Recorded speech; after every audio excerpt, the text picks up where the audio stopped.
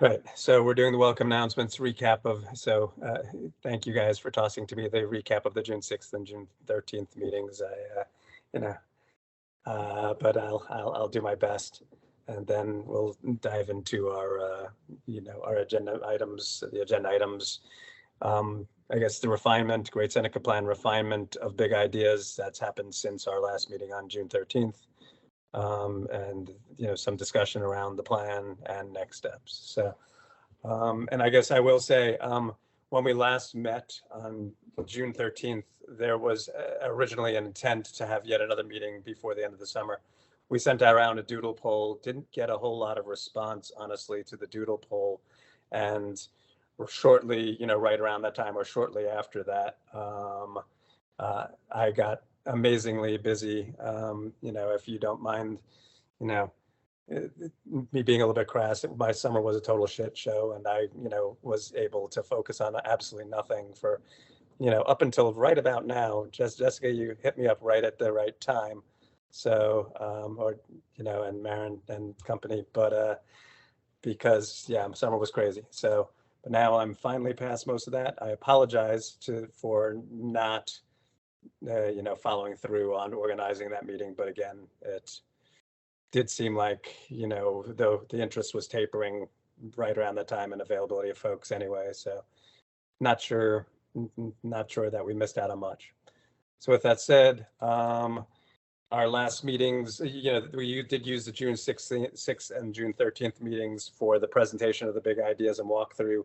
Our hope for the follow-up meeting to that was to have a little bit more of a deep dive from the committee for any feedback that the committee wanted to provide. Obviously, we never captured that feedback. But with that said, I guess planning staff, did you guys go ahead and have that July 13th presentation to the planning board, or as you had planned for the big ideas?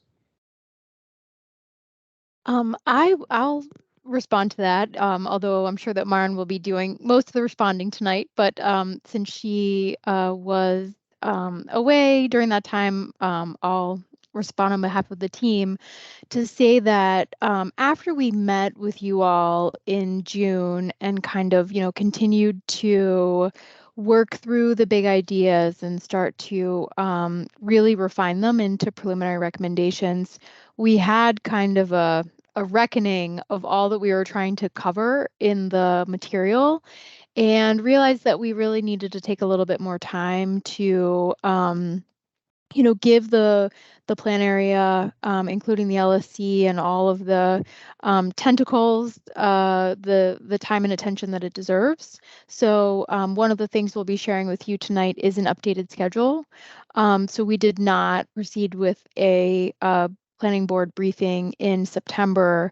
We elected to rather take a little bit more time with the plan. And so hopefully tonight we can kind of share with you what we've been up to since we met in June and our schedule for where we're going. I'm sorry. So thank you. So at this point, you have not presented the big ideas to the planning board, but you do have an updated schedule. And so therefore, we still have some opportunity to further review and provide any additional feedback directly to the planning board if we were to so choose. Is that fair to state? Well, so one correction, Phil, is we did present the big ideas to the planning board, I think in May. So it was right before, or no, it must have been in April. Yes, before I went on leave. That was the last planning board item I had. We presented the big ideas to the planning board with the understanding that we'd be returning to them with preliminary recommendations, which would just be kind of like, more teased out and detailed recommendations based off the big ideas. So the first part is we have already presented these to the planning board, but the second part, you are correct that you still have time to submit feedback to the planning board about the plan, and I can go into detail kind of when those opportunities would be. Okay, thanks. Appreciate that. So great. So then I guess I do have the last meeting minutes that had been sent out from the June 6th and June 13th meetings. I guess that was thanks to Mark. We could, if it makes sense, we could take a quick spin through those meeting minutes together. I guess we don't typically approve minutes, we're not that formal, but it would give everybody an opportunity to refresh if that makes sense, Maren and Jessica, or perhaps it's just better if we dig in, since you're going to be covering some of the same ground anyway. So I guess I'll defer to you on whether it makes sense. The meeting minutes did have covered, itemized the kind of the range of topics that we talked about, which was of course, the presentation and then some of the feedback. We don't have to go through all of it in detail, but if that'll help to contextualize, we can do that. Or if you think you got enough context without that, then I propose we can skip it and move forward. And so we can always come back to those comments and so on. Thoughts? What do you think on it? Directed at staff, Phil, or? Yes. Okay. We do have some contextual information in the slides to kind of, just mention to you all again what the sort of high level big ideas were that we talked through June 6th and June 13th. I guess, I do recall seeing the June 6th meeting minutes. I don't, and they could have slipped through my email. I don't know if I saw the June 13th, but perhaps we could encourage, or we could kind of like start, and then if we need to refer back to the meeting minutes, or if we need to pull up content from either of those meetings, we could certainly do that. It's really at the the discretion of the committee. Okay. So any objections or any compelling need from the committee to take a look back at the meeting minutes from those couple of earlier presentation discussions before we dive in? I think we can follow Jessica's suggestion and then come back if we need we have some specifics, but I think that'll be efficient. It's my thought. Agreed. Great. Okay. Well, then I think without further ado, our agenda calls for you guys, the staff, to present again on the, the latest refinements, right? So I'll hand it off to you. Thanks, Phil. So yes, we're just coming back to you. This is, a presentation that we're starting to build out as we work through internally our preliminary recommendations draft, and we'll build out as we take to the planning board. Let's see. Okay, yes, this was just our agenda for the evening. Oops. Just to kind of, since we last saw you in June, we wanted to give you an update about what we've been doing. So, we've been refining these big ideas and developing preliminary recommendations, and that some of that refinement is the analysis that we've been continuing. So both doing transportation modeling and analysis. So that's with the recommendations that we had that you saw as part of the big ideas, sending those out to be kind of analyzed and evaluated by consultants who are working with our transportation planner. So we are still working through that. And then also are close to wrapping up an advanced real estate and land use compatibility study. And this was really the study that was to look at kind of how we might be able to integrate more housing with life science and medical uses, either on sites or throughout a neighborhood or campus. And that will be wrapping up in October as well. And these will kind of continue to inform and help us, finish our recommendations, our draft recommendations.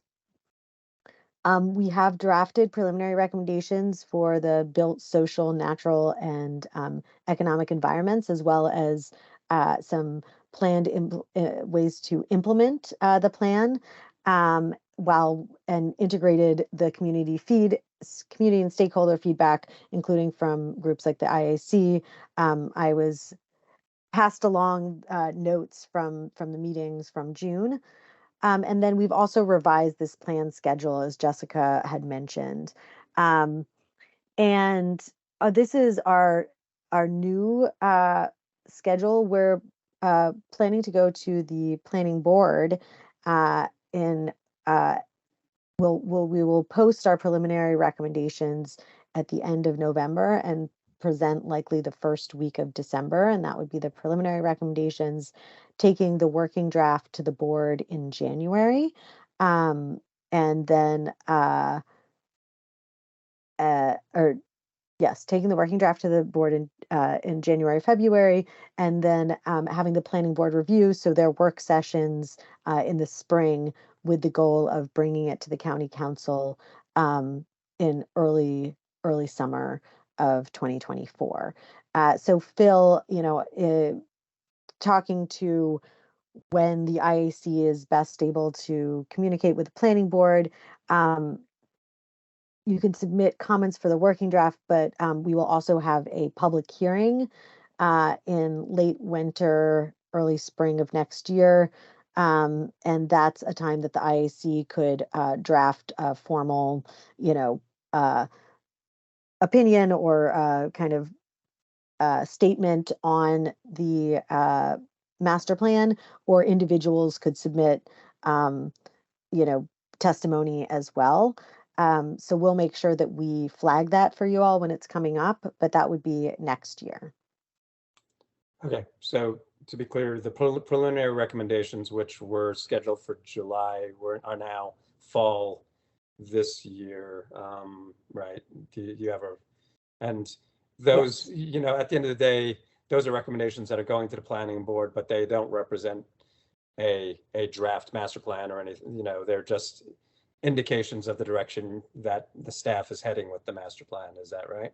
Yeah, it's usually a time that kind of gives the planning board an opportunity, if they see any red flags, or also to kind of question us a little bit in case there are areas that they want to know more about, so that we have time to then respond or to gather more information. You know, for example, on a master plan that I worked on years ago, we had a draft zoning recommendation, and the planning board said, you know what, we think that this area is right by a metro. It should be even denser. So we want you to do more research to see what the impacts of that would be if we were to recommend even denser zoning. So it just gives them an opportunity to interject in case there's something else that they want to see. But because by the time we take the working draft, the plan is more complete at that time. And obviously they can still make changes. They'll have a public hearing. Well, they're here hear from community members, stakeholders of all sorts, and sometimes they make adjustments at that point, and they make adjustments in the working draft. But the preliminary recommendations allow them to say, when we see you next, we want more information. Sometimes they don't say anything at all, and they're like, looks good. See you in a few months. So it really depends, but it's just an opportunity. Sure. Okay. And Maren, I would add to that the preliminary recommendations are leading to the draft plan, as Maren was mentioning, and they are sort of the first time that we have really compiled detailed information about what the plan will recommend, and they're an opportunity for the community to react and provide feedback to staff. And so even though the formal opportunity to provide your input to the planning board happens at the public hearing, there's also an opportunity to review the recommendations and let staff know, these are our thoughts as we're preparing the working draft. So there, throughout this process, there are opportunities for engagement and feedback. It just happens that the public hearing is sort of that formal opportunity to let the planning board know your thoughts. Right, understood. Thank you. Okay, let's see. So just, quickly reminder of, we did present the big ideas to the planning board, and also staff discussed them with the IAC. We haven't made substantial departures from those big ideas in the preliminary recommendations. As I said, we're still waiting on a couple of key analysis and studies. But to go back to what we had in the big ideas was establishing these cohesive hubs that were kind of interlocking and overlapping, that were, walkable and supporting that kind of idea of 15-minute living, or that had a number of amenities that supported people living and working in the area. Providing safe and convenient transportation for all, so including, walking, biking, driving, transit, everything, everything, so that people have choices. Creating a network of open space, so that's both private and public, owned open space. So some that came in with developments, like for example, at the Treville Parcel N that we've talked about, but then also looking at publicly owned parks like the Treville Neighborhood Park, which is owned by M&C PPC. And then incorporating environmentally sustainable strategies into design, so that we are stepping up to meet the increasing kind of severe climate incidents, such as flooding and extreme heat, and then continuing to support the economic competitiveness of the life science center. So a lot of these big ideas were really focused on the Life Science Center, and this is what the IAC is focused on as well, because it's the area that they were tasked with overviewing, monitoring, and implementation. And we've kept these in, but just one of the reasons that we also felt that we needed a little bit more time is we've started to kind of dig into some of the other areas, which I won't be going over as much in this presentation because it's outside of the purview of the IAC.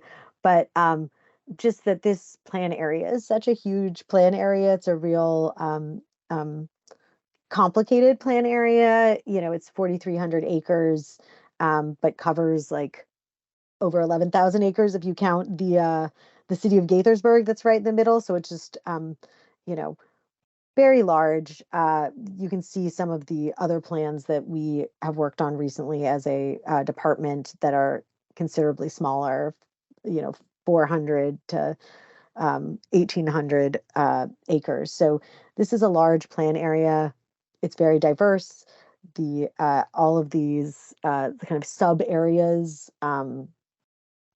have different centers and are kind of looking to different cultural and activity centers, and don't necessarily face inward toward each other. So part of our plan process is diving into areas like the Londonderry, which is right across from NIST, and then some of these enclaves that are surrounded by the city of Gaithersburg and Rockville.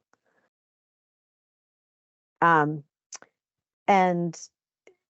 the way that we're approaching our master plan, which might be a little bit different from master plans past, is that we're kind of thinking of each area as a separate book that will be able to stand on its own, meaning that ideally a person or a citizen or a developer could reach for the plan and flip to the page where their property is located and have all of the information that they would need to develop. Or if you were looking about the future of the area that you live in and wanted to see that, you'd be able to just flip to that section.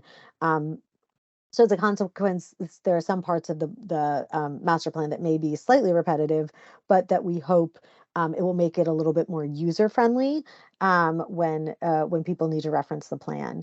And each of these separate books will, so like, for example, the Life Sciences Center will be one of the books as a distinct area. And each of these will include recommendations that cover areas like the built environment, which would be transportation, land use, um, as well as housing, and recommendations on the social environment, which is typically things like recreation and parks, the natural environment, which includes the environmental site design, as I was mentioning, as well as climate resiliency. Um, and the economic environment would be things like jobs, like the competitiveness of the life sciences. And then implementation is really the way that we put it on the ground. How does this happen? So strategies for making it happen. And one thing that we're also planning to include in this plan is uh, a list of recommendations that would be implemented by partner organizations or partner agencies. One of the things that's challenging when we write these master plans is the planning department is not itself an implementing agency. So when we come up with a master plan, it's relying on developers, it's relying on MCDOT, it's relying on, DHCA, all these other county agencies to implement, as well as the private sector. So having an implementation or having a separate section that just recognizes when we're asking for the assistance of these partner agencies, and that it will give us something that we can also distribute to them as well at the end. And this won't be a one-sided, like, we made this list, here it is, but rather that we are working with them now to check in about the recommendations that we're making, so that they will have a path to implementation. I think we've talked about the Life Science Center a lot, obviously, and that the vision from the 2010 plan is really strong in a lot of ways, and we want to continue to support the vision from the 2010 plan. We want this area to remain the thriving economic hub that it is, and support the population growth that we've seen over the past 10 years, as well as the continued growth both of the medical center, as well as the life science companies and the universities at Shady Grove. What we want to try to help support specifically in this master plan update is prioritizing equitable access to jobs, transportation, housing, and public spaces. So figuring out how we can make sure that we are supporting people also who are outside of the plan area that are coming in to work and visit here. And that we strengthen the walking, biking, and transit connections, as well as providing this public realm that, I would say, becomes a place that's more than the sum of its parts. So really thinking, when you think of a place, often you are thinking of the public realm, the like in between spaces that make it feel not just like a desolate highway, but not saying that the Life Science Center is, but that make it feel like a place that you want to walk and visit, and that you remember. So that's our vision for the Life Sciences Center.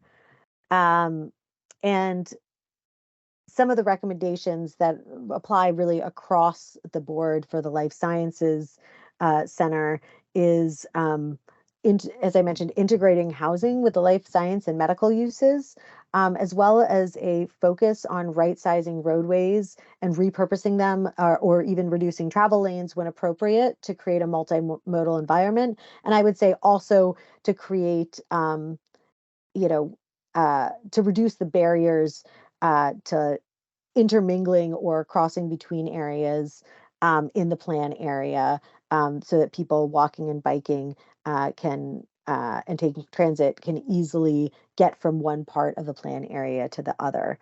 Um, and as I mentioned before, providing that network of active and passive spaces throughout the plan area that both support the employee base that we see there, so that it might be appropriate for people eating lunch or doing something directly after work, but also that can support the growing residential population, as well as students who are visiting or who are studying at the universities at Shady Grove. Um, and then mitigating the most common and damaging environmental events, which in this area are flooding and extreme heat through design. So these are really the recommendations that thread throughout the Life Sciences Center.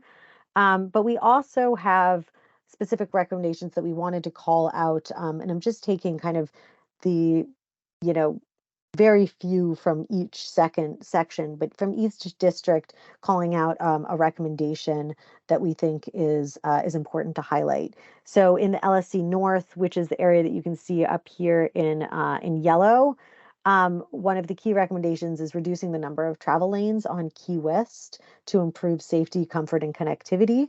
And this is a little bit hard to read. Our transportation planner was out today, so I couldn't get the high res version, but this is an example of what we're talking about. This is the same kind of distance of roadway that you can see Key West, and the top picture is the existing.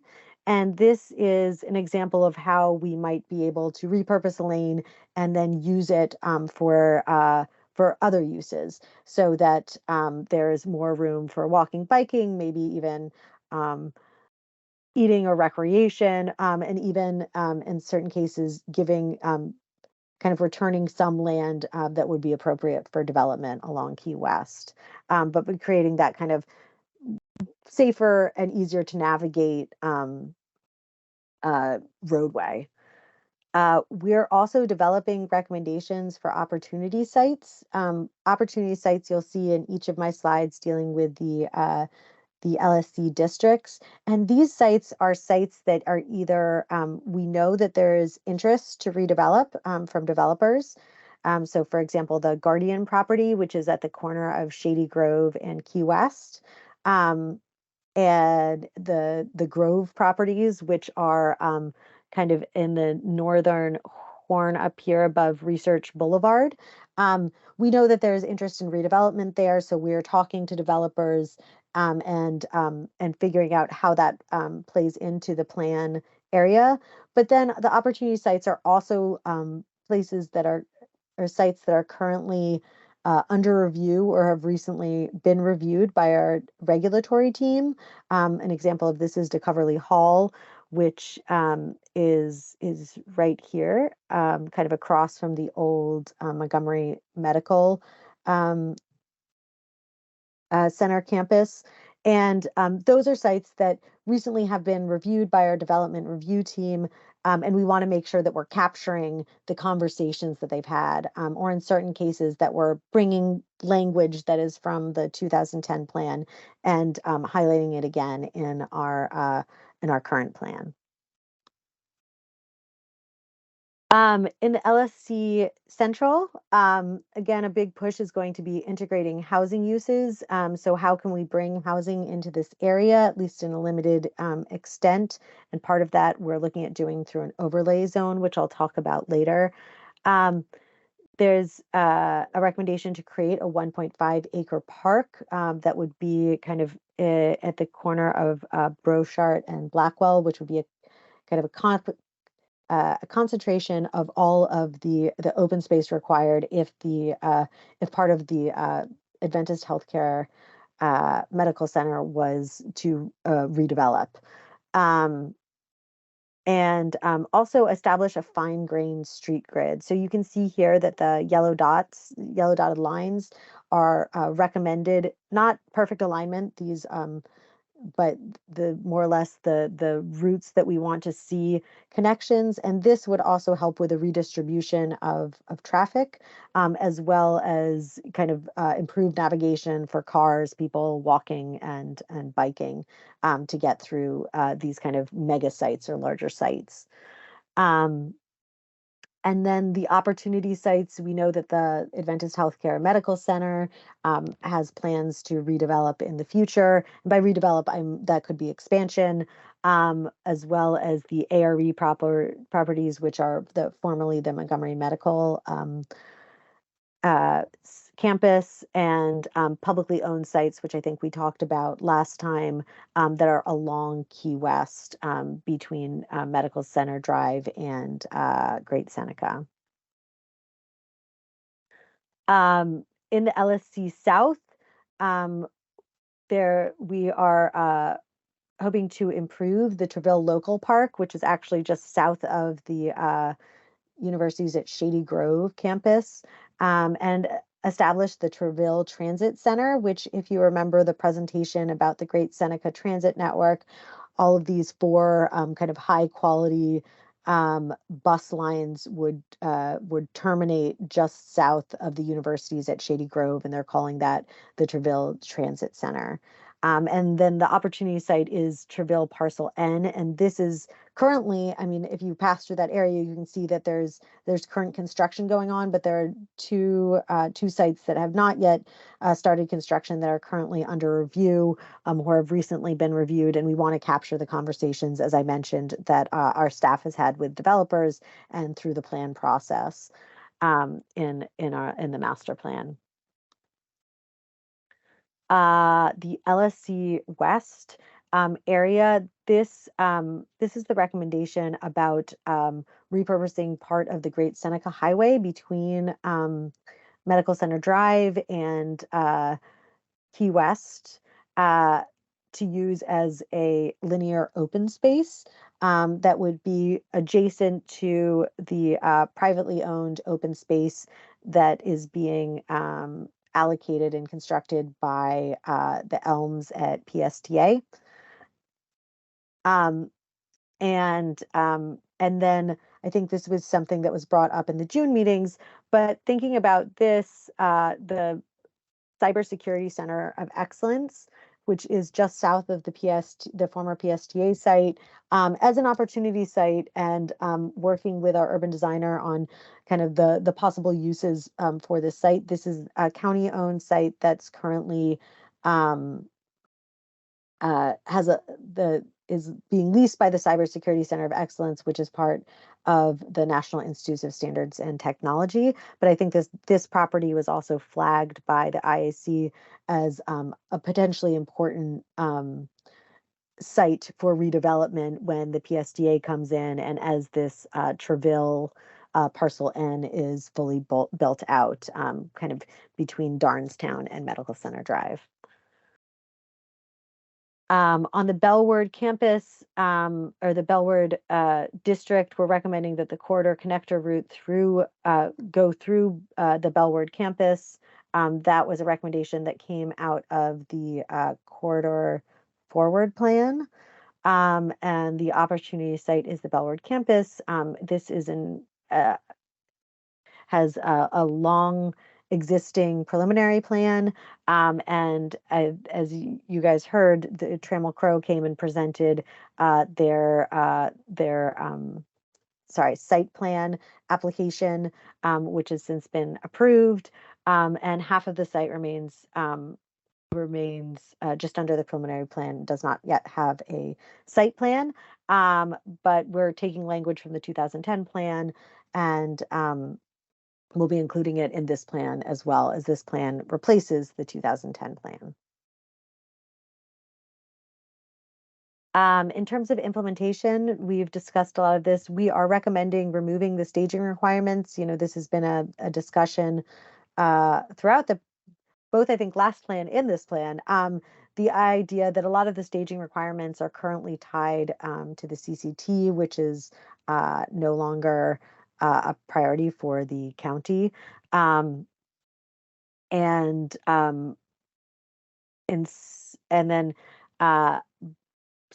so removing the staging requirements, and then creating an overlay zone. And this is what I mentioned before, which is includes additional information about site design requirements that might give guidance in the LSC to developers about where buildings and parking lots, or parking garages rather, should be placed to create kind of this more seamless experience for people walking, biking, and driving along the roadways.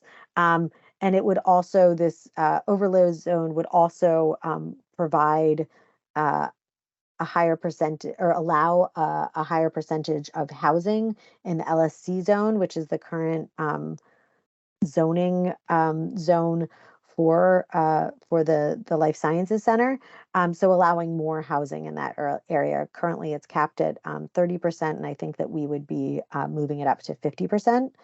Another part of implementation, I know that one of the big challenges with the 2010 plan was getting the kind of amenities implemented. And the idea that we're working on is establishing an entity, and that's hard to say, sorry, an entity that brands, promotes, and programs the area. So we're exploring a number of different options, and this is part of the work that we're doing with a consultant, is looking at what is an appropriate kind of way of organizing that could be a group that would bring in, you know, the representatives from companies, institutions, as well as community members, that could make decisions about the area and provide kind of improvements at a smaller scale, such as, you know, they could provide wayfinding signs or program privately owned public open space to have like a yoga class or something like that. Those are examples of things that they do, that they could do, but also that would have beyond that the task of really branding and promoting this area throughout the county as a life sciences center. You know, this is a place that people don't necessarily know exists. So kind of having that as well, of branding it. You know, I mean, I think that the first meeting I ever had with all of you, I asked, you know, what do you call this area? And we had about 6 different answers, and none were the same as each other. So the idea that, you know, this area is so important to the county as a jobs creator and an economic driver, that it really should be something that has some sort of identity that people know and can recognize. Um, and then, as I mentioned before, another piece of what we're doing is providing a list of recommendations to be carried out by partner agencies, that will also be vetted by them before they go forward. So we're working with people like Kara and others, and with to say this is a recommendation that we think should happen, and the appropriate agency to carry that out is MCPS or is DHCA. So that's how we're hopefully ensuring that not only do we make these recommendations, but that they get put into the ground as well. Because I mentioned before, planning department is not an implementing agency. And then Jessica, did you want to jump in? Okay. So in terms of the next step, so that was just, you know, these are just a few of the recommendations. We really have kept the big ideas as our guiding principles. But the next steps is that we are completing the transportation modeling, which should be finished in mid-October, and we'll know then if we're making any changes to any of the lane repurposing, or any of the other transportation recommendations that we included in the big ideas. We are going to have community meetings that are coming up at the end of the month. We'll have one in person that will be at Lakewood Elementary School, and I can send out information about that. And then a virtual one on the 25th of October. And, you know, we're currently working on the content, but this would be a great opportunity if you want to also dig in and work with fellow community members on these, on our preliminary recommendations, to attend one of these meetings. And I think we'll recommend to the committee that people attend one of these meetings if they want to, in lieu of holding an October IAC meeting. We hope to have revised recommendations just a week after we get the community meetings finished. From the input that we get from community members, we'll revise recommendations, as well as from the completed life sciences and housing study that will also be completed that week. So, whenever we get new information, we visit our preliminary recommendations, and change them slightly, adjust them. So we plan to have those by the end of October, and then hopefully to have an IAC meeting in mid-November, kind of pre-Thanksgiving. We know it gets a little dicey at the end of November, and then the end of December is no better. So hoping to have an IAC meeting before people break for the holidays. Hey, Maren, just a real quick Yeah. question. Just want to confirm that the October 23rd meeting is virtual and the 25th is in person. You are correct. That Okay. is backwards. Yes. All right. I was just going to drop 23rd links. is virtual. Yeah. Yes. I'll drop some links in the chat in case Thank you. folks want to RSVP, which isn't required, but just gives us a chance to assess how many people are coming. Or share with your friends. Yeah, too. True. Yeah. Again, this is our schedule. We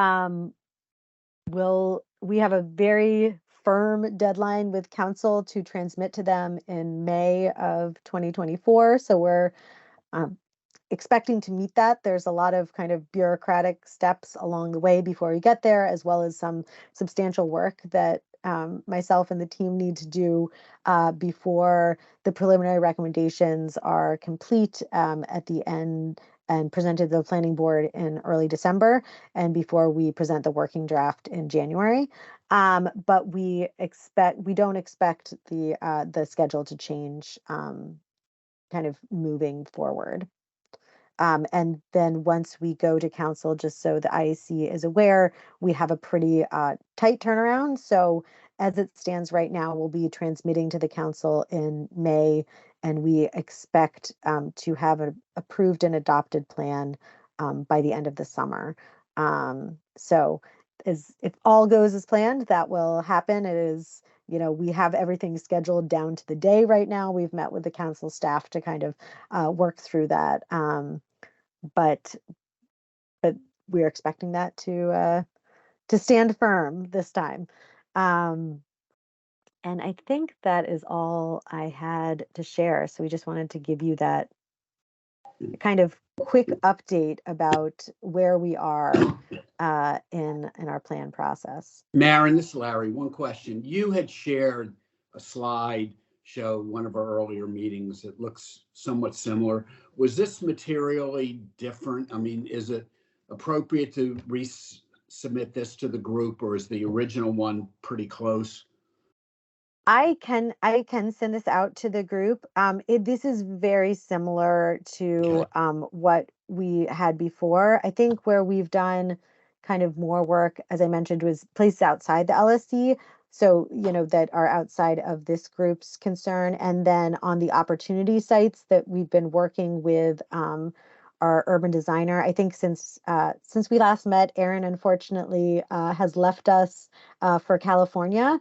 But we have Luis Estrada, who some of you may have worked with on the 2010 plan, because he worked on the 2010 plan. So he's working with me now, and we're going to be going kind of site by site and doing some specific recommendations by site. But I think that that will be that's where we're seeing the most movement since the last presented. And I will say, for those of you that represent property holders in the area, another thing that is a next step for us is that we're going to be setting up meetings again with the property owners in the area. So Larry, you might be seeing an email from me, but as will Mitch and maybe some others. But just wanted to flag that's another. We want to have another stop with property holders as well in the area before we're bringing things to the planning board. Great, thank you.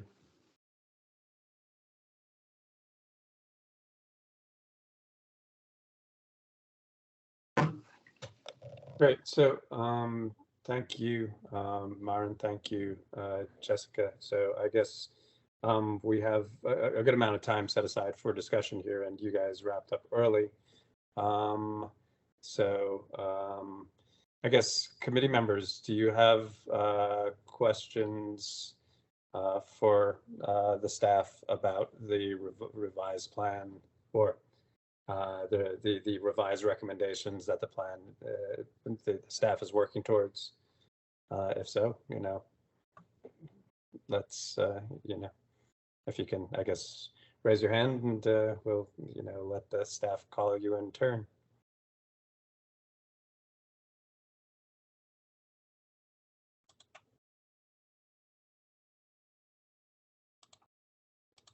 All right.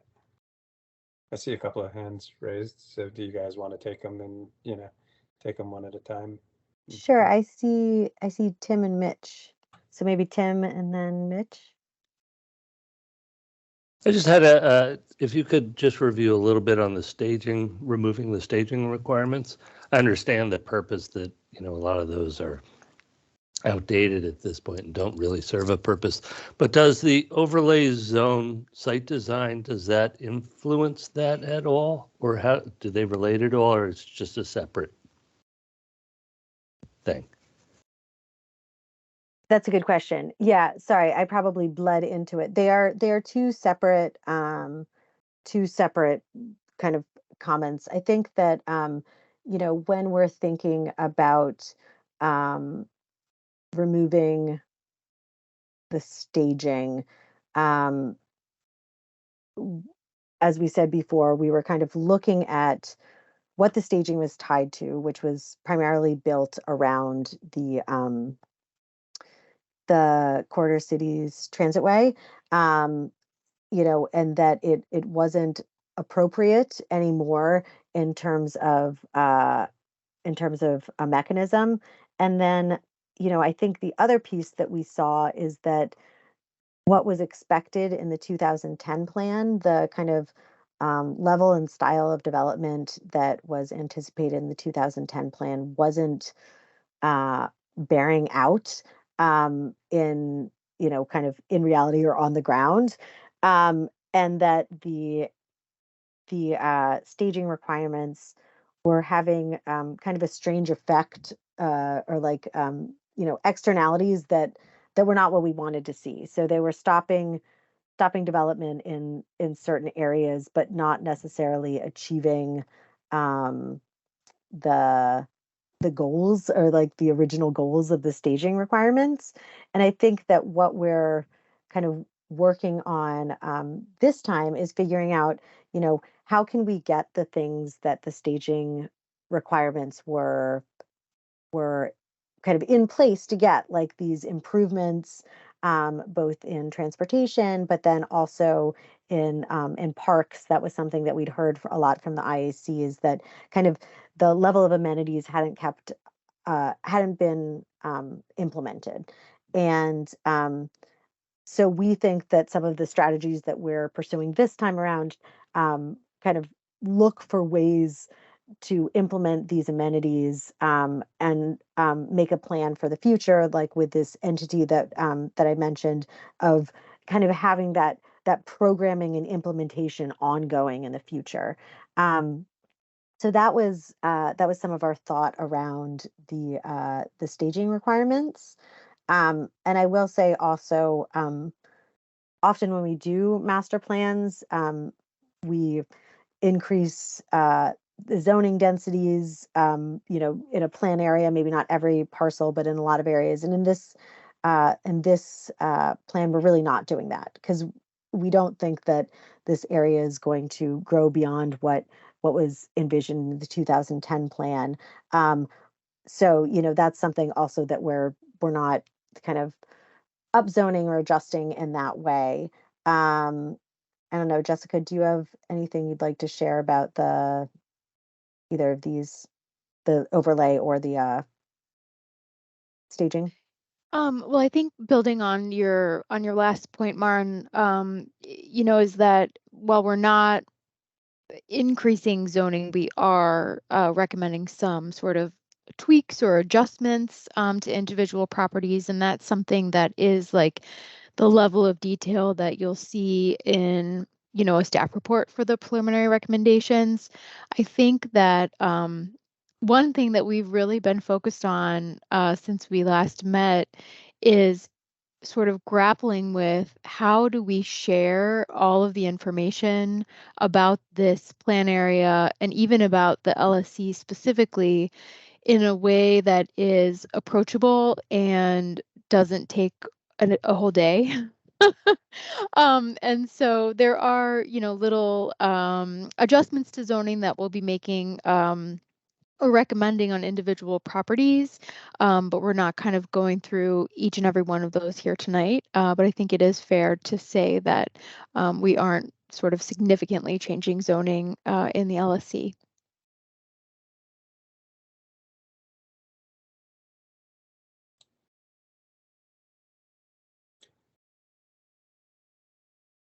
Tim, does that answer your question?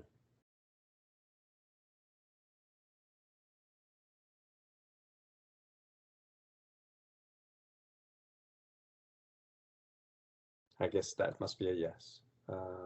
So, Mitch, you had your hand. I thought I had said yes, sorry. Okay. Mitch, you had your hand up and then you maybe Yeah, withdrew your question, or? sure. Thank you.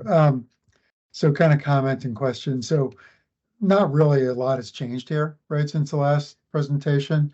So I think the transportation and the other real estate analysis piece that you mentioned, I think will help inform further questions probably of this group.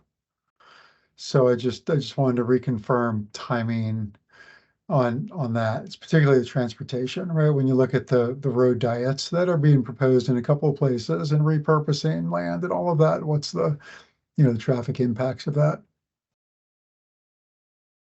Yeah, no, and we'll be able to share that analysis when we have it. And I think, part of what this analysis informs is that, we know that there will be traffic impacts depending on, from what we recommend. We know that there will be traffic impacts even if we do nothing, just because of how people continue to travel. We know that there's also been changes in terms of how people travel and don't travel for work anymore. So, I think that I I guess one thing that's always a challenge is we want to share the information that we get from these analysis, but we also, are likely moving forward with most of our recommendations, pending something catastrophic. I don't even know what it would be, but that it will be, it will kind of inform the conversations that we have with the public, that we have with the planning board, and but that also we don't expect this to reverse most of our transportation recommendations, even if some are tweaked. So I just want to make that clear too, because I think occasionally, and I know I've been guilty of this, we can be a little bit like lazy planner and put it down the road and be like, to be discussed once we have the transportation modeling. But the transportation modeling is really just one of the tools that we have in our toolbox to evaluate, what our transportation priorities are and what we think the best course is. But yes, we will share it. Thanks. And I think that's the area where you're likely to receive most questions, I think, from community members as well. Mm-hmm.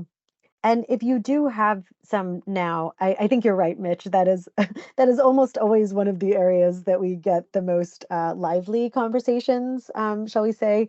And but if there are questions or concerns or thoughts now, also, we're happy to start taking that in because there may be things that, I mean, again, people who commute in the area, people who live in the area may have certain comments or concerns at this point, regardless of what our transportation modeling says, or things that we've missed that, won't be included in the transportation modeling.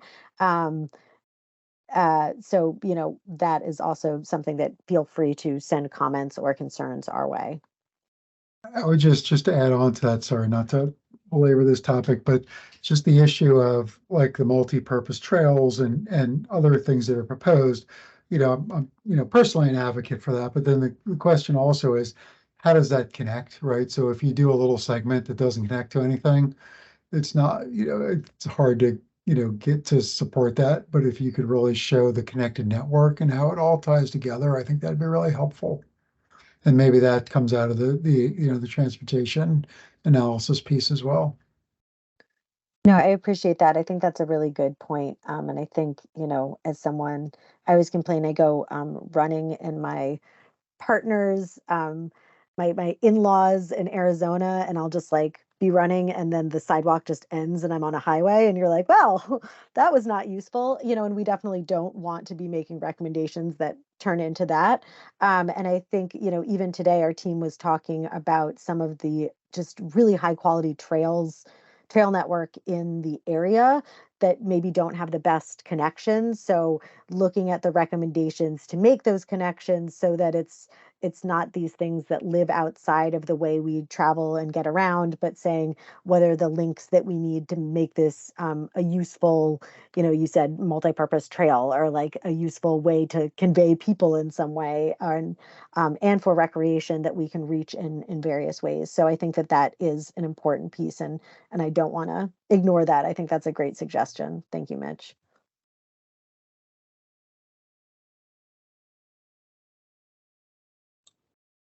Any other folks on the committee have questions for the staff?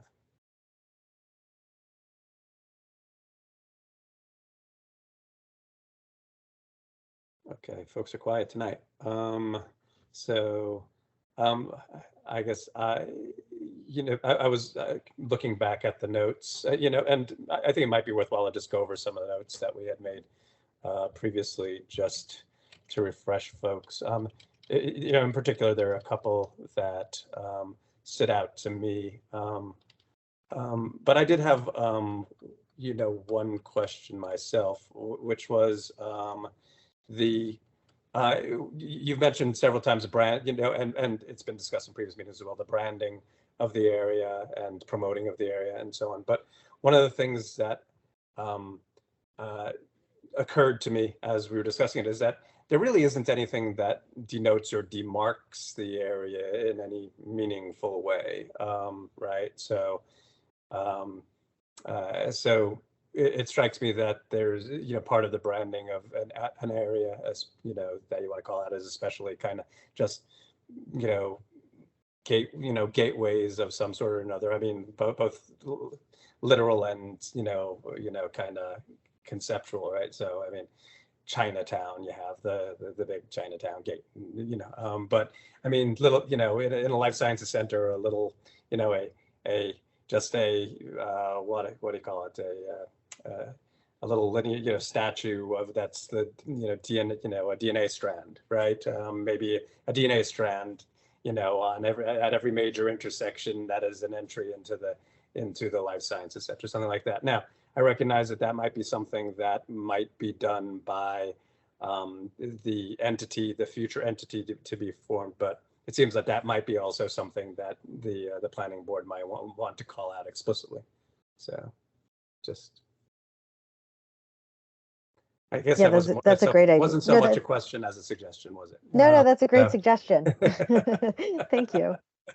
So with that said, let me read off a couple of the actual questions that were noted earlier. So relative to, so we had discussed, I think I'm down a few pages here, so let me go back up.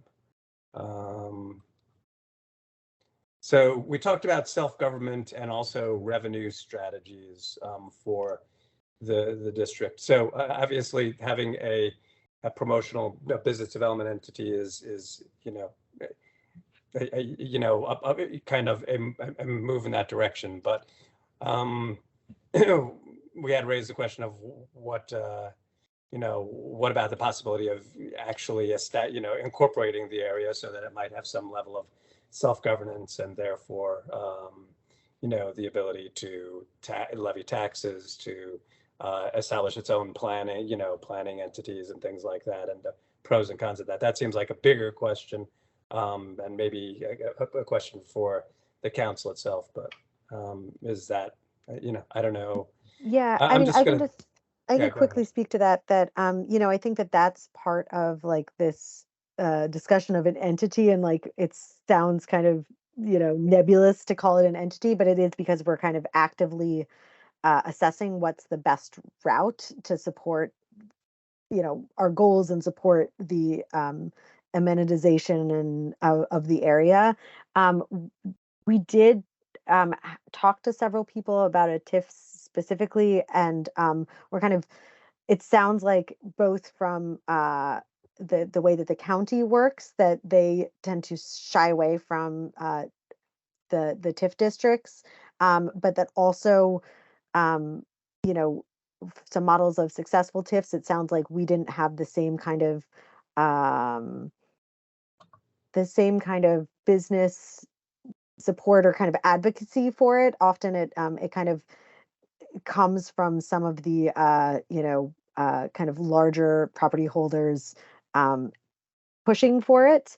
That we don't necessarily have here. We've had lots of conversations with you know, companies that are located here and property holders, and it seems like a TIF wouldn't work. But we are looking at things that are, you know, I won't say similar, but that are adjacent or uh, could serve the same purpose as a TIF without doing the you know, kind of tax levy.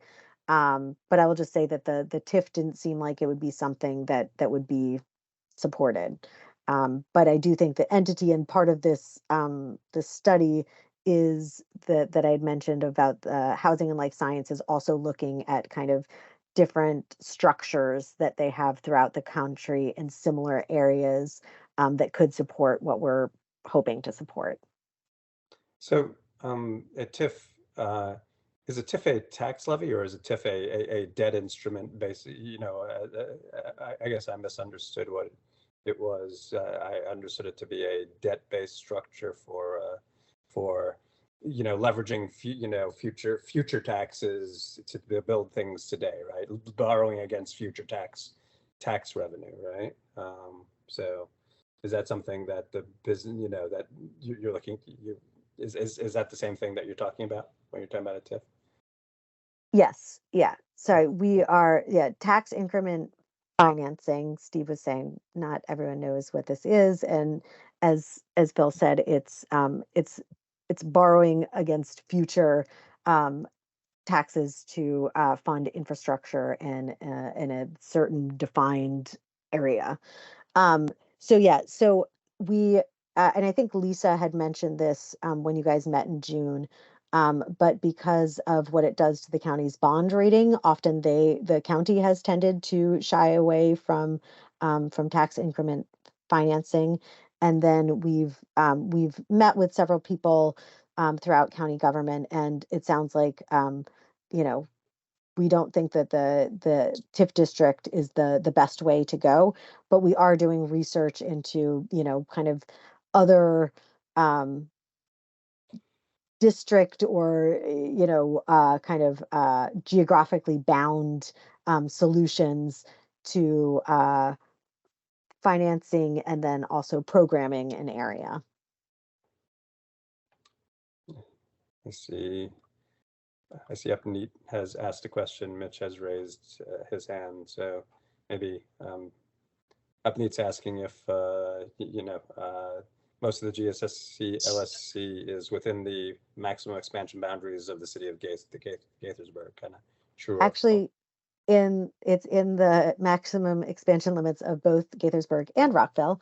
And you know, I think the way that we've done this, or the way that what we did in the 2010 plan, which is I think what we'll also do, is we will recommend that the LSC is not a good candidate for annexation by the city of Gaithersburg or the city of Rockville.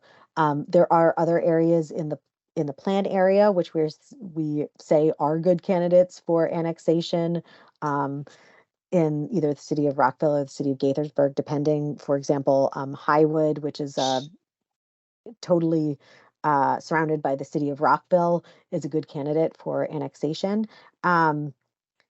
But yes, Upneat is correct on the maximum expansion limits. So I think everyone here is probably aware, but both the city of Rockville and the city of Gaithersburg have plans for how far they can expand their municipal boundaries. And then there's a process for annexing various properties.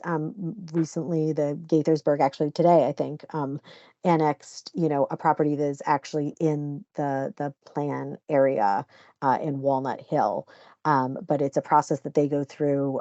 They do outreach and engagement, both with their constituents and usually in a discussion with the county. But yeah, that very shorthand of the annexation process. Okay. So, Upneat is asking, how does that impact the plan? What if Rockville doesn't care for the recommendation and works, and works with property owners to annex the land? And I guess as in, what is the, what is it about the plan area, the plan area that makes it less desirable, the LSC section, area that makes it less desirable from, that steers the recommendation away from annexation, just out of curiosity? So I think for us, part of it is the amount of investment that the county is putting into this area, in terms of resources and past planning. Part of what we've summarized is kind of even the land that they've allowed various organizations or institutions to build upon, was really part of a strategy to build up this area into this world-class medical and life science center over, at this point, many, many decades, 50 years or more. So saying that it's not appropriate to annex is saying, the county should oppose annexation because of basically the resources that it's put in. The city of Rockville or the city of Gaithersburg can work with property owners to annex. They have to be like adjacent property owners. They can't jump over some property owners into a C, like a county C, to get to annex a property. So if they were to work with property owners and the property owners wanted to be annexed, they could. It's a little different with I think with nonprofit parcels than it is with there's like a formula of like how many people on a block have to agree to be annexed if they're trying to annex a block, or if it's just a single parcel, then it's the property owner. But I think, I guess the short answer is Rockville and Gaithersburg can still work to annex these properties. There are ways that the council can also oppose annexation, but this gets into a much a little rabbit hole of that. So Upneat, if you want to talk about it, we can maybe take it offline. Yeah, Maren, I would just add one more detail, which is like that as the current law is written, or as I understand the current code, the council could oppose annexation for a period of 5 years, which basically means they could delay annexation for 5 years. But it's our hope that given all of the work that's gone into this area by the county over decades, that it can remain in the county rather than be annexed. And I think, Phil, that also relates to your initial question about incorporation. I mean, this is a very, very important area for the county in terms of jobs and frankly taxes. And so we want to make sure that we can do what we can to help sort of plan for the continued growth and development of the LSC as this sort of job center for the county. If I may, both Rockwell and the county have the same interest in the area, promoting jobs and promoting life sciences jobs. And as a matter of fact, we'd like to work together, if at all, in promoting this overall vision and goal that's good for the county. And regarding the annexation, the county council cannot delay an annexation. It's the 5-year zoning rule, where, if they pause the annexation, then the cities cannot implement the recommended zoning for 5 years, but they could still annex the property. Thanks, Thanks. Manisha. Sure.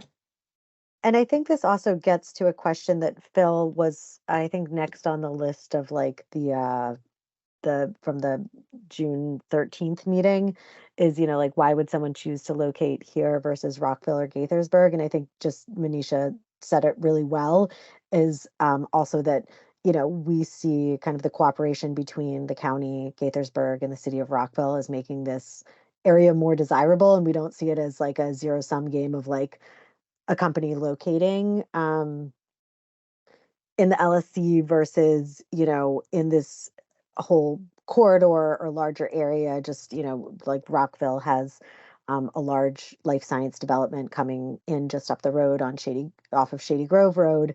And there's continued development in Gaithersburg. And we're seeing, I think that ideally, if there were to be this entity, it would be kind of some cooperation, I don't know, between this area in the city of Gaithersburg and Rockville, or, we don't know exactly what it would look like, but it could be that it incorporates, places beyond the life sciences center only, or if it is the life sciences center only, then still cooperation with the city of Gaithersburg and Rockville. And I know you didn't read that question, but I just also had notes from the last meeting up, and since it was related, I think that we see what Manisha said exactly, is kind of like cooperation makes us all stronger in this economic area. Right.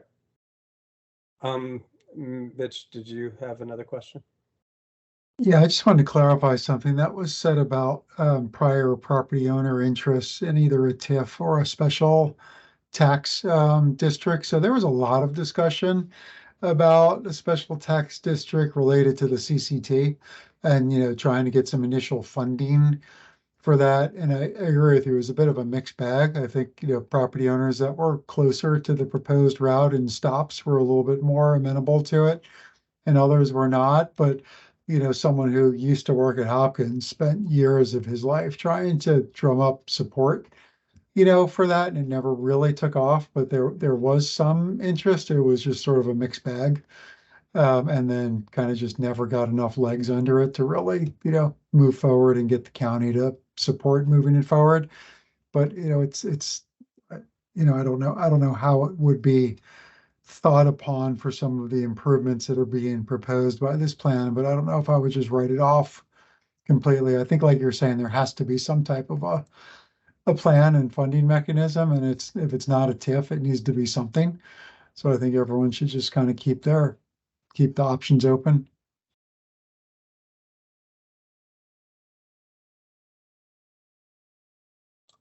Thanks, Mitch. Other questions or comments from the committee? Well, again, I can go back to the notes. We had raised, that was kind of the section we were talking about. There was the background and vision section, but then when we talked about land use and urban design, we had discussed the issues of pipeline development, right? All of the millions of square feet of pre-approved pipeline that have been in, approved over decades now. So that, it seems like the pipeline overhang still remains an issue for, for the plan, even going forward. At the end of the day, a significant amount of the redevelopable or developable property is held by business, or developers that have pre-approved pipeline and can choose to hold on to it for, I'm not sure how many, I was reading the plan amendment for Hopkins, and I guess right now it's through 2031, is it? That for the, for all of the pipeline, is that right? Yes. So when we look at the pipeline, I think that Hopkins and the PSTA site have the kind of the approvals that last the longest, and that's until 2031. We have a couple like Treville and the Montgomery County Medical Center and 9800 Medical Center Drive, which are expiring in the next year or so. And then Adventist has an approval that goes through 2030. And the Denac Styles property till when is 2029. So, in the next kind of 8 years, everything will have, if it doesn't get extended, the approval will have expired. This is something that, Jessica and I think have spent a lot of time on trying to figure out, how to address that. These kind of long standing approvals. As we mentioned, I think in the past, one thing that was really hard is, so usually when a development comes in, they're given an adequate public facilities validity period. So that's saying, okay, you have your approval, and now in the X number of years, you have to take this next step. And if you don't take that next step, the approval is going to expire, and you're going to have to go through the process again, or you're going to have to come in again and pay money and do the whole thing. And I think the average, or it's like typically between 5 to 12 years or 7 to 12 years that people get this this validity period. And but you can ask for extensions. So a developer can come in and say, hey, we're still really working on this. We weren't able to move forward because of X, Y, and Z. And the planning board can either approve an extension or deny that extension. But what has happened in this area is that there were a lot of extensions that were given by the council. That were blanket extensions that had to do with COVID-19, had to do with the 2009 recession, where a lot of development was halted for economic reasons. So there have been these blanket extensions, which has meant that some of these applications, which were approved in the 90s, didn't expire 10 years later, but have been going on now for have had approvals for a couple decades, when typically that's not the case. So I don't think that we are going to be I don't think we're going to be able to address it as part of the master plan. But I think one thing that we've done is kind of highlight this as an issue. And I think that we can continue to highlight it through the plan, so that the planning board and the council understand when they, make these extensions, at least, they should weigh it on what the consequences are. And, what we see the consequences are is sometimes a plan that was approved in the 90s does not follow the best practices that we have today, potentially.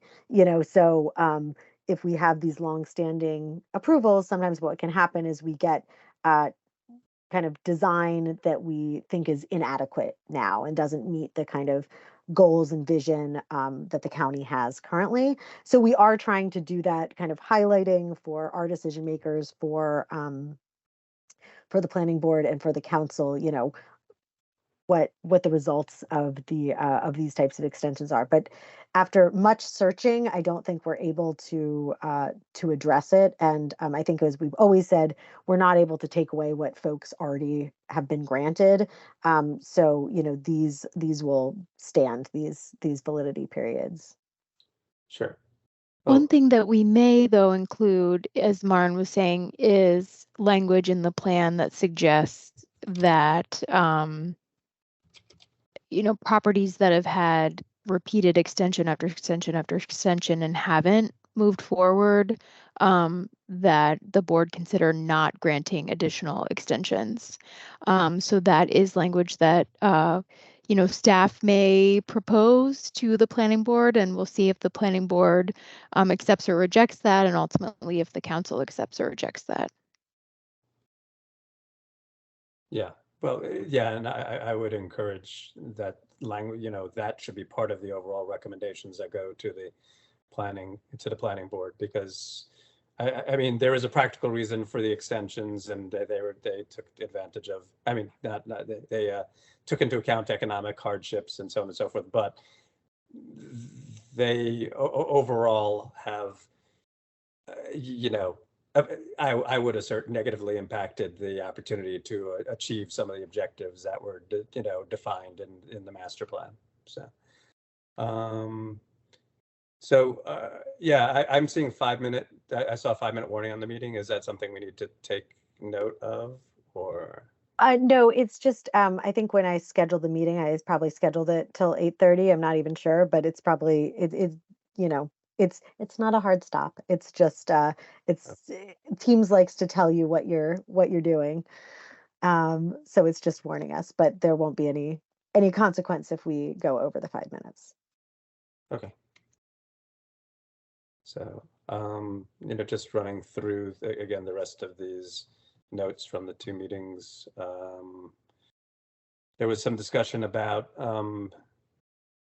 so small to medium-sized businesses and how we address them, and I think that was, I think you've possibly addressed some of that, but I guess the note there was that existing plan development seems to be oriented towards large companies or large organizations, although I'm not sure that's fully accurate. I mean, ARE, for instance, seems to be accommodating a range of businesses in their current plan, current facilities and so on. Is that accurate? Yeah, and I guess there are two kind of, I guess when we think of life science or like small businesses, sometimes when you say small businesses, I think of like, a mom and pop type shop or something. But I think there'd be two different answers for that. We do think that there's a need to support lab space for small and medium-sized companies. Unfortunately, when a purchaser and builder of lab space can choose to build what they want in the space. But one of the things that we're doing is talking with MCEDC, the Montgomery County Economic Development Corporation, to see if there are ways that we can support having those type of smaller spaces for like life science companies that are just starting out. There used to be an incubator space in Germantown that's no longer there. So seeing if there's a way that we could support a recommendation that would support these smaller life science companies. And then, I think if you're thinking of non-life science companies, we do have some zoning that kind of zones for typically like neighborhood retail. And that is in parts of the plan area.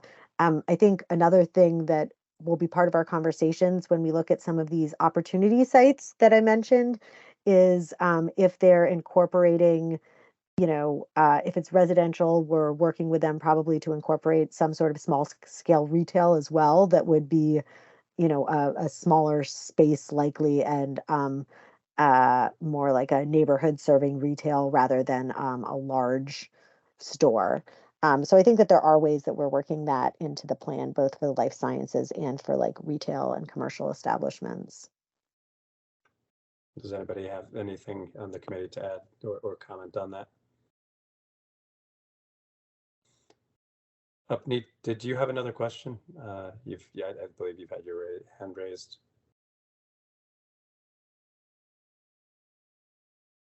I had 2 quick questions. One of them's kind of a dumb question, but with like the transportation recommendations, for example, most of them have to do really with the right of way that the county has.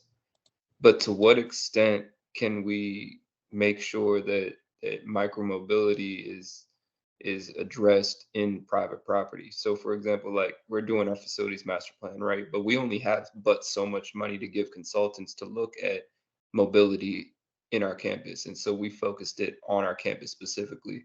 We've told them to look at your recommendations when they come out next year, right? But how can we ensure that these recommendations are in line with what the greater region has in mind?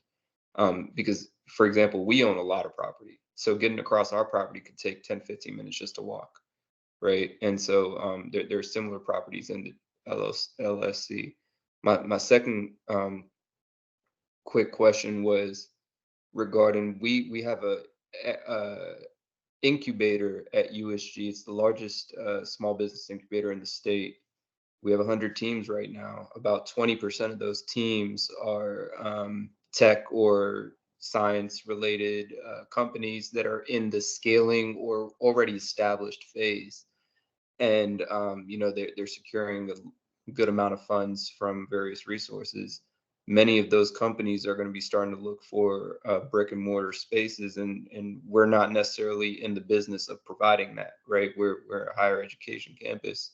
How can those ideas or those businesses that are scaling and receiving money from the state through us find space somewhere in the GSSC if that's what they want to do? It doesn't they're not all here in MoCo. Some of the teams are from PG, et cetera. But those are my two quick questions for you. I think those are really good questions. I mean, first, I would say we would love to see the transportation work that you all have done on USG, because, we'd also like to make sure that we're, part of the plan is serving all of the folks that are working, living, and visiting this area. So that obviously includes USG. So first up, Need, if you have anything, maybe we can set up a time to chat and share information about what USG found in terms of their needs. In terms of micromobility, I mean, we're limited in public sector and what we can the tools that we have to address that. But I mean, one of the things that we are doing is recommending you know s- uh, capital bikes stations at places around the plan area, so that people can hop on a bike and go from one place to the other. Usually that's at a transit center or station, or at some sort of destination center, activity centers. So that's part of the way that we're thinking about some of this mobility that isn't just people with their own bikes, or skateboards or whatever, getting around. I think that what we've started to see, what I've seen in my neighborhood, is also these some of the like motorized scooters, or in the past, I haven't seen them in a while, but these like dockless bikes, which now are somewhat docked, but and hopefully we'll continue to see the growth of that. I think that the best way that we're supporting it is also by creating infrastructure that people are able to use it on, and that makes it safe and attractive and comfortable to do it, like the side paths that we're recommending. But again, I would love to connect about what USG has seen in terms of your needs, or if there are areas that they're seeing as things that we need to consider growth of certain micromobility that might be used on the campus, that is maybe starting near the campus and would go out to other parts of the LSC. And then, I think that brick and mortar question comes back to what I said before, which is like a little bit of a challenge, is that, as people develop lab space, we can't necessarily dictate the size of the lab space that they build, or the companies that they're going to serve with the lab space when it's a private developer. I think that, we spoke with a couple of kind of small scale co-working lab spaces, like lab spaces that were serving kind of these smaller life science companies, and that might have a shared lab space that served several different companies that couldn't afford to buy their own space, but needed it to get like market ready product. And I think, again, this is a recommendation that we are trying to figure out exactly how we're going to word it, and we're taking it to agency partners, but to say, is there a public role for providing like small or medium scale lab space or other amenity, space that will help these smaller companies, which might not be able to afford um, the larger lab spaces that are being built. Is there a role for the public sector to play in this? And if so, what is that role and what does it look like? But I don't have an answer for you. I do think there is, as Phil said, there is some of that space that's existing in the life sciences right now. Thank you. Sure. So to avoid belaboring the meeting, because just looking through the rest of the questions, I think those are kind of the big topics that were in our previous comments. There were some comments, so I'll just quickly summarize a couple of more questions if anybody wants to discuss them now. There were questions about the linear park and the retail opportunities in the linear park, and or other opportunities for linear parks. We already talked about micromobility a little bit, which was one of the questions. The bus route and the transit network, and confirming that the CCT is no longer part of the plan, but the GSTN, Great Seneca Transit Network, replaces and offers an alternative to the CCT to accomplish many of the same goals. Equity-focused breakdowns for the LSC. Less, again, their equity is a big focus for the master plan, but seemed to be less relevant for the LSC in particular. There were other areas of the master plan that were where it's more relevant. Definition of undesirable or uncomfortable sidewalks and crossings. And then a similar comment around the potential of changes in the right sizing of lanes and so on, and impacts on pedestrian crossings and so on. And then the last one was micro transit. So those are some of the other comments from our earlier meetings. So I guess would anyone like to take the opportunity to revisit any of those or expand upon any of those comments now, committee?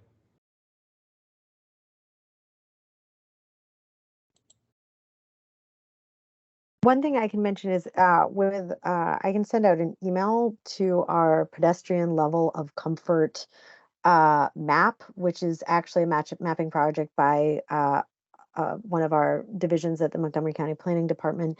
And they mapped huge parts of the county, really going out and visiting, doing some of it by looking at aerials, but a lot by going out and walking around, or by feedback as we do a master plan in an area. So they've done the life sciences area, and it kind of says this is a comfortable sidewalk, this is an uncomfortable crossing, and usually if you click on it, it will tell you why. That there's with a sidewalk, if there's it to say whether it's comfortable or not, it depends on a number of factors about like how wide the sidewalk is, how much space there is for the people walking or biking, if there's a buffer, so if there's space between the sidewalk and the road, what the speed of the road is, and all of these factors. So it's not just one thing that, makes it comfortable or uncomfortable. It's a number of factors, as you can imagine. Like, I don't have a sidewalk on my street and it feels very comfortable because people go like 15 miles per hour and there isn't that much traffic. But if I'm walking on Georgia Avenue, I definitely want a sidewalk, and I don't just want a sidewalk, I want a buffer to make it more comfortable, and I want the sidewalk to be wide. So it's those types of things that come in to make, a crossing or a other piece of infrastructure comfortable or not. But I think this, if you're curious about it, is a helpful tool because they really explain that, and you can kind of click in different areas and see why they say that something is comfortable or uncomfortable. And it's also what we use in part. It's one of the tools that we used when we're making recommendations in our plan area for improvements to crossings or the sidewalks or other infrastructure. So I can send that around to everyone. We could also send, because this was one of the areas that we focused on in our June 13th meeting. And Alex, our transportation planner, kind of went through the pedestrian level of comfort and uncomfortable, undesirable. And so it might be good to also refer back to the slides that we shared for the June 13th meeting, for any additional questions you might have that are specific to the LSC.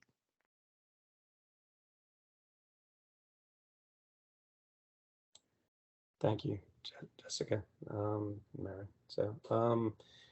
So I think, again, that's all of the topics that we had commented on in our previous meetings. And are there any other topics that the committee would like to cover, revisit, question at this time?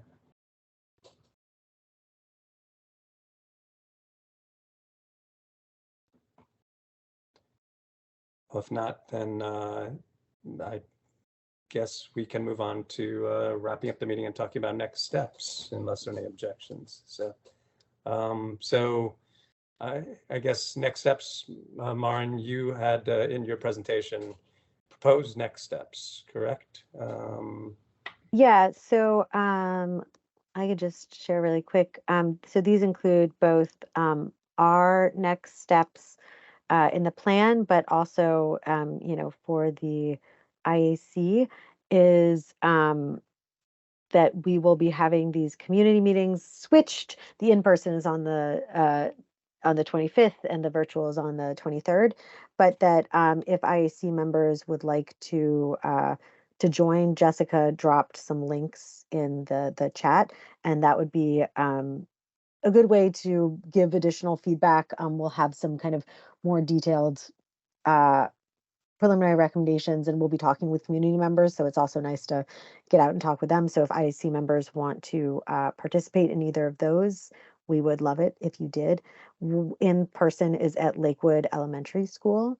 Um, and um, and then we're going to have revised recommendations, at the end of the month, beginning of next month.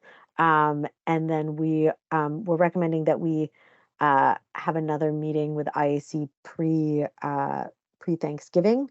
So I guess, depending on you all, the date to be determined, but that we could dive into to a couple things, especially maybe this entity that there has been some interest in our conversations. And I think we'll have more information at that time because our consultant report will be done at that time, and that we could jump in and get some guidance and feedback from the IAC.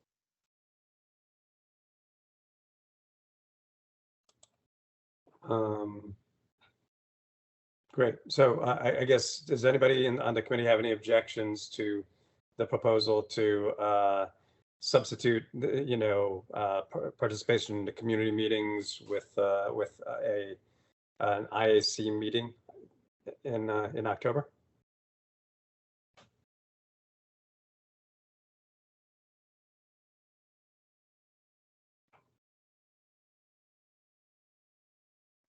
Okay, well, if there are no objections to that, then that would seem to be the plan of record, and then we can look forward to a schedule for the November IAC meeting and can coordinate on that. So, I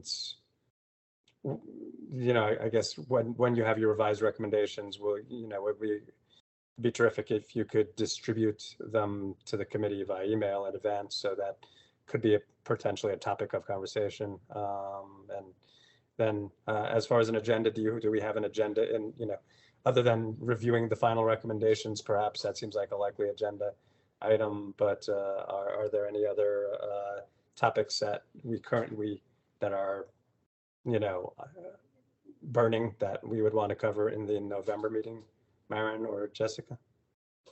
I think we checked with our regulatory team, and there didn't seem to be any regulatory projects that we needed to review, or sorry, like development projects that we needed to review. So I think, what we were thinking is just continuing to focus on the master plan. And as I said, maybe with particular interest on the entity that we are proposing and what that might look like, and walking through some different models and getting feedback from the IAC on that. Great. Thank you. So I guess unless, are there any other topics that, any other business that we need to cover with the committee this evening, committee members? Or if not, then I guess I'll move to adjourn, or seek a movement of someone moving to adjourn in a second, and then we can wrap this up. So moved. Great. Well, then I guess we're done. Thank you all. And thank you for the presentations. And we'll talk to you. Well, we'll see you in a month and talk to you in a couple months. So. It was nice to see you all. Great. Thank you. Yes, everyone. Take care. Take Bye. care. Bye. Thank you.